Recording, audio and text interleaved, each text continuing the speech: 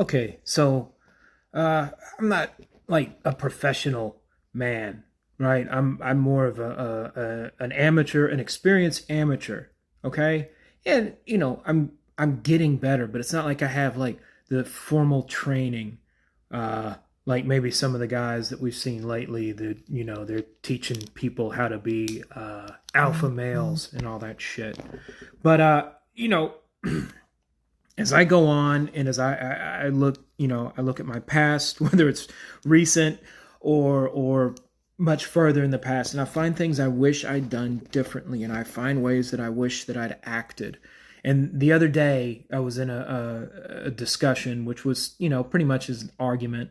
And one of the things I said that, God, I wish I hadn't said, I wish I would never say this, and you should never say it. I know what I'm talking about. That phrase never comes from, well, I say never, very rarely is that phrase coming from a place of security and knowledge, security in yourself, or complete calm. Like if you know what you're talking about, you don't really have to say it. And if you have to say it to someone, then it's probably not going to be effective because they're not observing that you know what you're talking about. Or maybe you're having a bad day and you're not very good at showing that you know what you're talking about. And it's almost always an emotional statement. And emotions are part of humanity. They're, I'm not saying be a robot, but when there's a dispute, emotions aren't necessarily helpful to getting to the truth. Okay, they might be helpful in getting what you want done.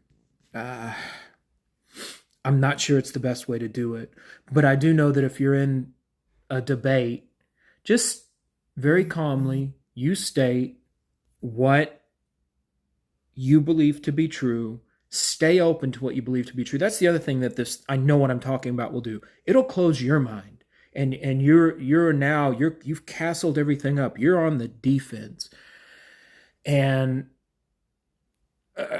unless you're on trial, accused of something, probably not the best thing to do if you're trying to get to the truth of the matter, right? A discussion should be about getting to the truth.